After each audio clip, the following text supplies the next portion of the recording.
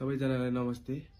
मैले चाहिँ अस्ति आफूमा घटेको घटनालाई चाहिँ सोशल मिडियामा प्रस्तुत गरेको थिएँ। आज चाहिँ म आफै भन्न चाहन्छु। तर मलाई सोशल मिडियामा आउनु कुनै रहर थिएन। यो मेरो बाध्यतावश म सोशल मिडियामा आएर आफ्नो आवाज उठाउनमा बाध्य भएको हो। मान्छेमा एउटा अत्याचार गर्नको पनि सीमा हुन्छ मान्छेले। त्यही भएर म चाहिँ यो समाज समक्ष देखाउन चाहन्छु यतिसम्म पनि मान्छे हुन सक्छन् भनेर। अहिले चाहिँ नेपालमा के छ भनेपछि विदेश नजाने कुनै पनि हुँदैन। भोलि यो घटना अरूमा पनि दोहोरिन सक्छ हैन। कसैले त भोकिरहेको पनि होलान्। तर मेरो तर्फबाट ममा कस्तो घटना घट्यो भन्ने बारे म प्रष्ट सबै कुरा चाहिँ म सुरुदेखि चाहिँ मेरो यो माया प्रेमदेखि लिएर यो अहिलेसम्मको यो स्थिति कसरी पुग्यो भन्ने कुरा म हजुर समक्ष सबैलाई यहीबाट सोशल मिडिया थ्रु सबैलाई जानकारी गर्न चाहन्छु। सुरुमा चाहिँ हाम्रो सम्बन्ध प्रेम भनेको चाहिँ 4 वर्षको सम्बन्ध प्रेम हो। जबकि अब उसलाई मैले काठमाडौँमा 11-12 पढायो। त्यसपछि उसको चाहिँ 12 सकियो। अनि 12 सकिएपछि अब के गर्ने भन्दाखेरि अब त्यसपछि घरमा सबैले सल्लाह गरे।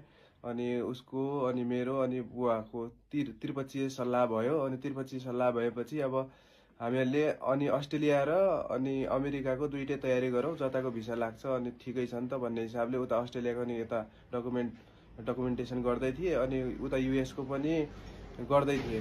अनि युएसको भिसा अनि लाग्यो।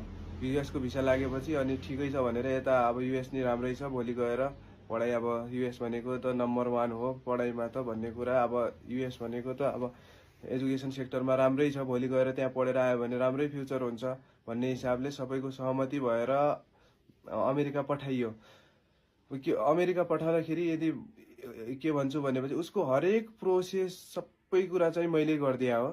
सबै कुरा उसलाई चाहिँ केही पनि उसको मेल धरी युनिभर्सिटीमा गर्ने सबै एभ्रिथिङ उसको आइल्स देखि लिएर सबै खर्च हाम्रो परिवारले नै बेहोरेको हो। उसको उसले चाहिँ अहिले आएर उसले चाहिँ जुन यो धोका दिएको छ यो कुरा चाहिँ उसले यति चाँडै बिर्सिसक्यो सबै कुरा गरेको।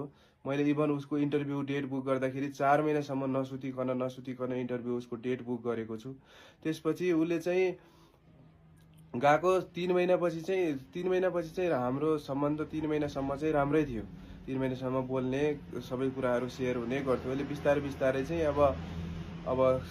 अब फोन गर्न छोड्ने, फोन नउठाउने गर्न थाली। मैले भने किन हो यस्तो, के हो भने मेरो एकचोटि नि फुर्सद हुँदैन भनेर म टाइम भएको बेला आफै गर्छु, त्यहाँबाट नगर्नु फोन। त्यहाँबाट फोन गरेपछि म आफै ब्लक गर्छु।